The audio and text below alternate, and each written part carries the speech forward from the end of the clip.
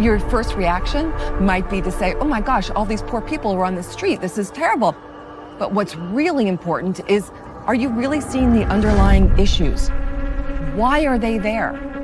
And that question is the most important question to answer. More than 500,000 Americans are homeless on any given night. The problem has grown worse in recent years. Why is a city as prosperous as San Francisco have a homeless problem? Homelessness is a disease, just like addiction. New encampments have been popping up throughout LA in the last 5 months. The state of California can no longer treat homelessness and housing insecurity as someone else's problem. We don't want to be the tip of the spear. How did we get here? We don't have time. And the paramedics are coming here. Look on the ground. What is it that you're seeing? You're seeing pieces of foil for fentanyl. You're seeing hypodermic needles, all kinds of evidence that says this is not a poverty problem. This is something else entirely. Lost at least 5 people that I knew on the street to fentanyl overdose. They don't want to listen. But a lot of it is because there's nobody teaching them about recovery, about accountability, about being productive, and you can get out of this. It's okay. Stay there on the ground. Nobody's saying get up off the ground.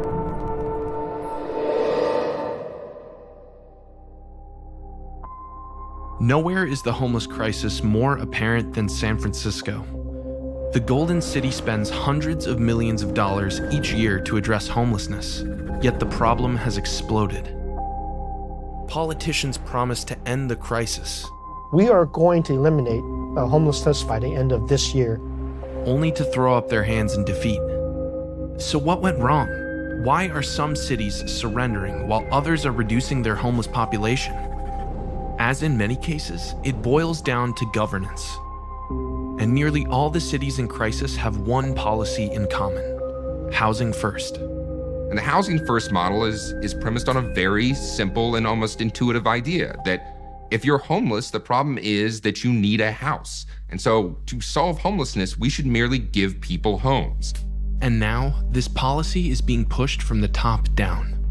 The program, as I understand it, was started out of New York for the very severely chronically homeless, I believe in the 80s and 90s, and the Bush administration got a hold of it, implemented it in 2008. Under the next administration, it was rolled out as a one-size-fits-all solution. And there's a lot of appeal to that idea that, look, if this person is going to be on the street for 5 years, 10 years, 15 years, whatever it is, why don't we just give them a house and not deal with all of the problems of picking them up, putting them in jail, putting them in a hospital, doing the rest of it. Let's find a central place where we can treat them. The problem with this theory is that if you look at the numbers of what's actually causing people to be homeless, it's overwhelmingly problems with mental health and drug addiction.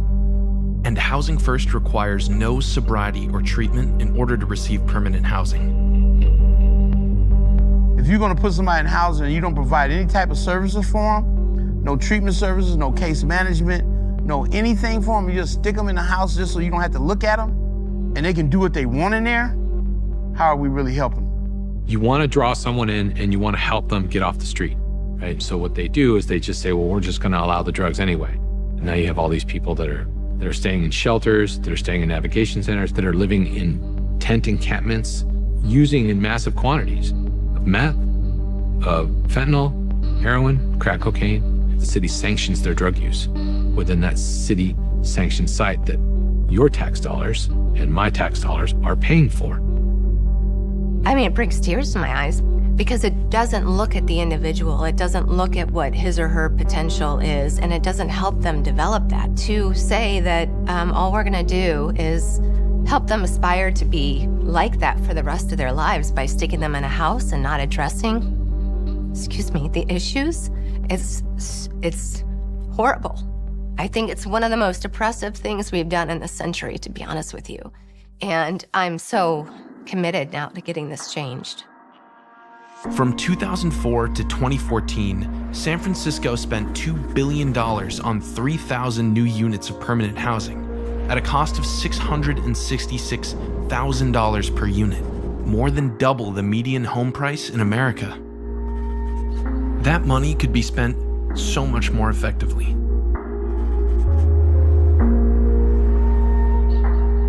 It's shocking to me how little innovation we have because everything is permanent supportive housing or bust, and everything else in between is just keeping you alive until you get there. The problem is that half the people on the street aren't going to be alive to realize that housing. Los Angeles felt the impact of Housing First immediately. Reverend Andy Bales from the Union Rescue Mission says he saw it coming in 2014 when the national thought process on homelessness shifted towards a Housing First model. He says he saw donations to the missions on Skid Row plummet. We had foundations that used to give us $1 million shift to Housing First only. We had another foundation that shifted that gave us $750,000. And only now is his intuition providing proof. This study, released this week from the Federal Department of Housing and Urban Development, showing since the recovery services decreased, homelessness went up more than 15% nationwide. Compounding the problem, cities like Austin, Texas have legalized street camping. Addicts poured out of shelters and treatment, back to where drugs, alcohol, and crime abound. In Austin, homeless deaths rose by 25% in a matter of months. The number that should absolutely horrify Americans is that in LA, you have about 3 individuals die on the streets a day. If you look at this relative to the whole homeless community in LA, this means that they have death rates higher than soldiers that we sent off to Iraq or Afghanistan. First of all, it's no place to live, right? You living in a tent or in a doorway, it is so substandard, right, for anybody. This is not a way for a human in this year to ever live. There's no infrastructure for it. Where's the toilet? Where's the sanitation? Where's the ability to even get help when you're sick, right? It's not there. In May of 2021, Austin residents voted to reinstate the city's camping ban.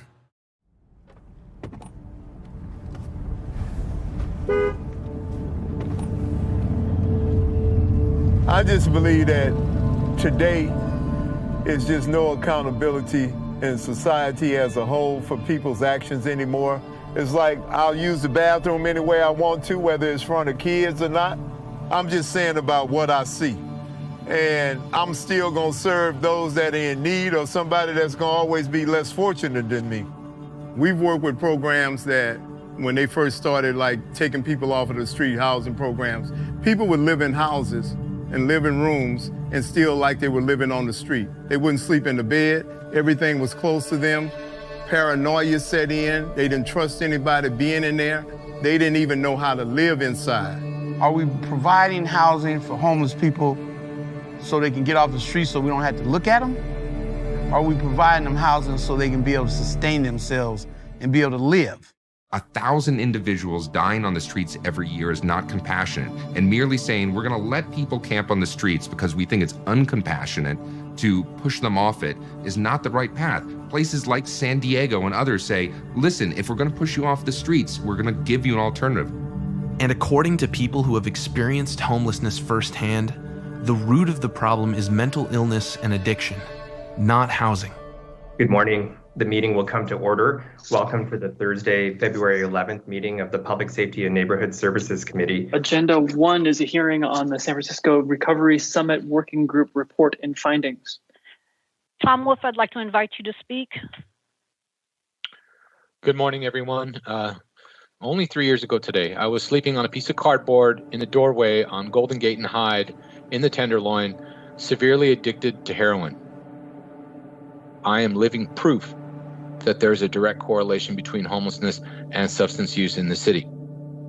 You can build all the housing and get everybody off the street housed, but if you're struggling with addiction or mental illness, you're just housed with drug addiction and mental illness. People say, oh, I lost my job and I became homeless. But then you have to ask, why did you lose your job? I lost my job because I was going to work and shooting up in the bathroom on my lunch break, and then going back and sitting on my desk and passing out. From what I saw and the people that I encountered on the street, it's about 8 out of every 10 people that are visible that we see every day out on the street, living in tents, etc. They're struggling with addiction. A recent study agreed. Over 75% of unsheltered have a drug or alcohol addiction, and a similar number also have a severe mental health disorder. I was a child support officer for the city and county of San Francisco. It was a very stressful job, working with a lot of domestic violence victims. I became homeless because of my addiction, and I think a lot more people do become homeless because of addiction than what people think. You know, scientifically, we know that addiction is a disease. So my survival instincts got basically corrupted by these drugs. I also needed drugs in the same kind of way that I needed food. I would do anything to get them, making up lies to get money from my family while I was out there. And while I was on the street homeless, even then, I still thought I had some control over my life because all I really wanted in my addiction was the drugs. That's how powerful it is. Some people criticize me for some of the stuff that I say, but you know what? It can't just be all touchy-feely out there, because being on the street is not touchy-feely. Cities like San Francisco and Los Angeles fail to realize the power of addiction and dangerously believe that addiction is a choice, not a disease. They condone this behavior and even help promote it. One of the main policies that I feel like I'm constantly battling is the city's obsession with harm reduction. The baseline goal of harm reduction is to keep you alive long enough in the hopes that you'll find recovery. But what it's morphed into in San Francisco is something different. It's really blurring the lines between harm reduction and then drug promotion at the same time. How this is playing out on our streets is that instead of encouraging treatment, what we say, just keep on going. Every program that has a program has to have a harm reduction policy within it. One of those requirements that's listed really down at the bottom and buried in there is that you need to have clean drug paraphernalia available at all times for the residents of your drug rehab. They'll hand out a pamphlet saying, here are some safe ways for you to use fentanyl so you don't overdose. Make sure you use a clean needle, make sure you clean the area that you're going to inject, make sure you register it before you inject the needle inside your vein. And then at the end of all that, it'll say, enjoy your high. Here I am trying to kick heroin, man. And I'm in the drug rehab and I walk by the table every day with syringes and cookers and foil and straws looking right at me and pipes. And you wonder why nobody's getting clean. You make it easier to get high and so hard to get treatment in San Francisco that it hurts. And it's literally killing people. In 2019, the city saw a 70% increase over 2018 in overdose deaths. And during the pandemic, San Francisco went so far as to deliver free drugs and alcohol to homeless staying in hotel rooms that the city paid for. What happens when a city plays drug dealer? In 2020, the death rate among San Francisco homeless doubled. Many of these lives could have been saved. We know how to fix this problem. And the good news is that leaders across the country are doing just that. Homelessness is not an issue in California. It is the issue. When I first took office, it quickly became clear to me that the search for consensus on the perfect thing to do was turning into non-action, not just here in the city, but up and down the entire state of California. I knew we had to do things differently. Allowing somebody to live on a sidewalk in our city streets is condemning them to die on the street. That was unacceptable. I do not allow tent encampments in San Diego on our sidewalks anymore. Every individual has a right to shelter. But if we provide that shelter, you have an obligation to use it. So I started a series of new bridge shelters in San Diego. It's a bridge between living on the street and being able to stand on your own 2 feet in that place on your own. I don't want you off the street for a night or for a week, but we want to help provide a safe, clean, sanitary, and supportive environment to get you off the streets for good. If you've got a need, you're willing to work together, we can fix things 90% of the time. Before we had the bridge shelters, people had no choice. And that's why the judges, they wouldn't enforce the policy because there was no alternative to being homeless, because there was no place to start the process to get off the street. Everybody drank the Housing First Kool-Aid, which I knew. There was a city council meeting and they said, we're not going to do shelters anymore because we're going to do housing first. And I said on camera with all the news agents outside, this is going to be a disaster because now people don't have any place to go to wait for that housing that may or may not ever come. Look at the billions and billions and billions of dollars being wasted right now in communities like Seattle, Portland, LA, San Francisco, San Jose, billions of dollars by allowing people to kill themselves publicly. Where you could take that same money and invest in people on the street and say, you're better than this. Bridge shelters are so much more than a shelter. Housing navigation, how do we match you with resources to get that apartment of your own?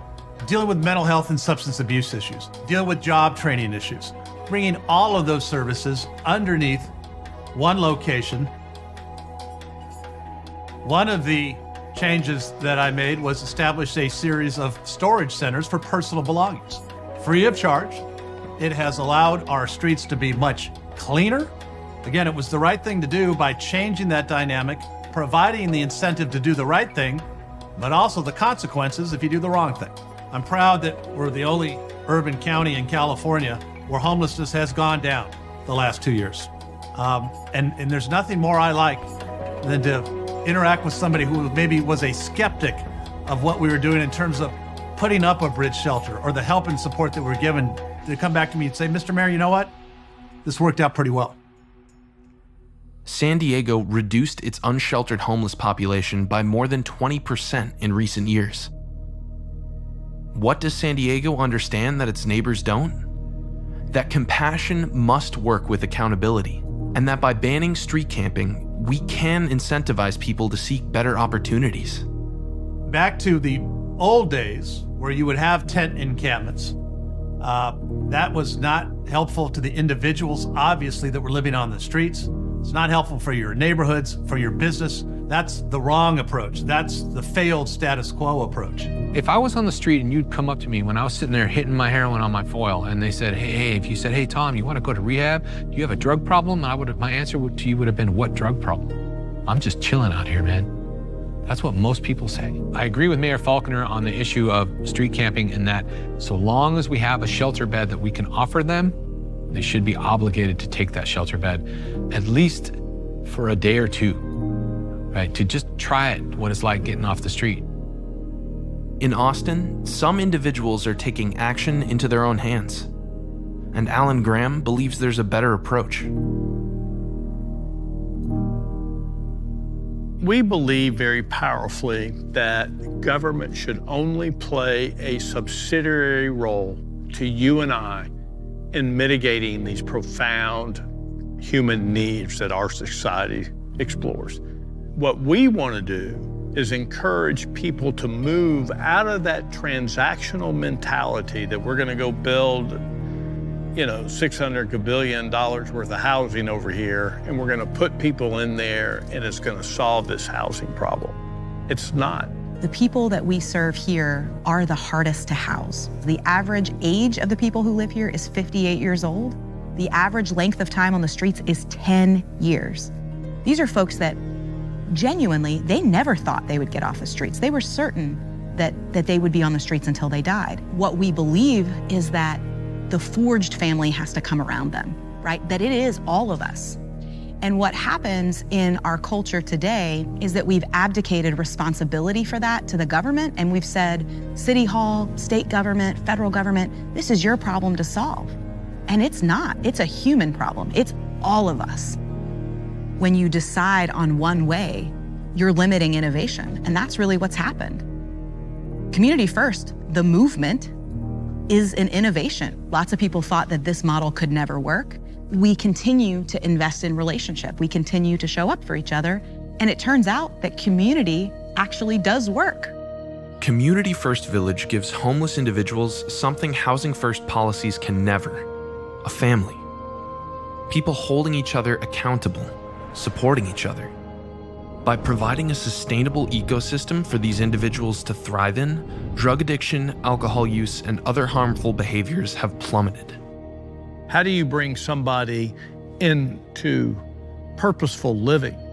And when you look at what's happening inside this community, what they're being given is a community, organic farming operation, a blacksmithing shop, a wood shop, an art house, all the things that allow people to wake up in the morning and have purpose. Well, there's rules to live here. You must pay rent.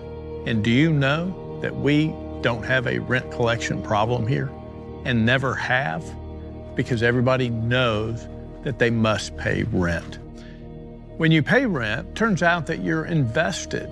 You have skin in the game, and every human needs to have skin in the game. And that is what is lacking out there on the streets.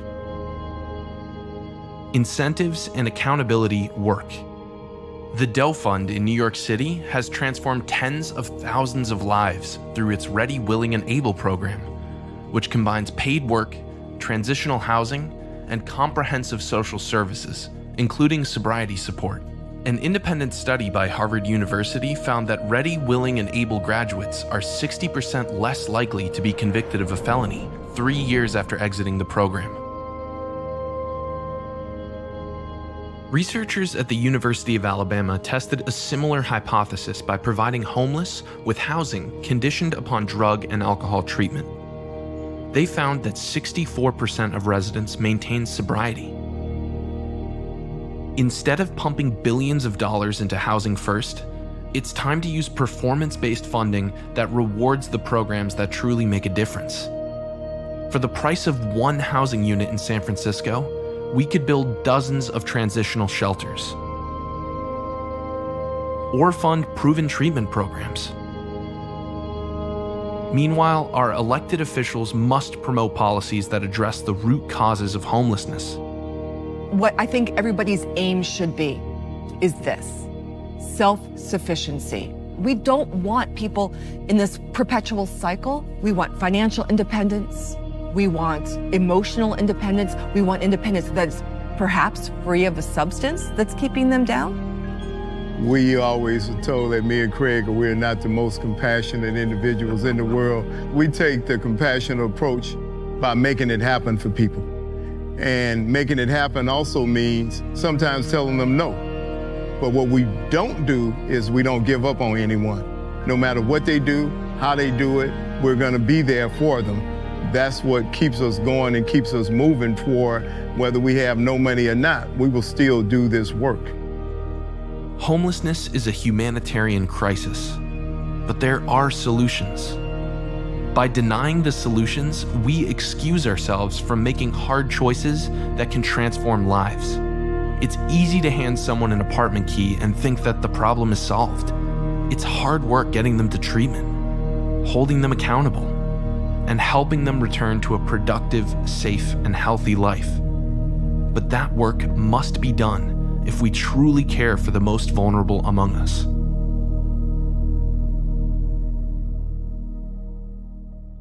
Thank you for watching this video. PragerU is doing a survey on the homelessness problem. What do you think? Please click the link to take our survey. Thanks so much for your support.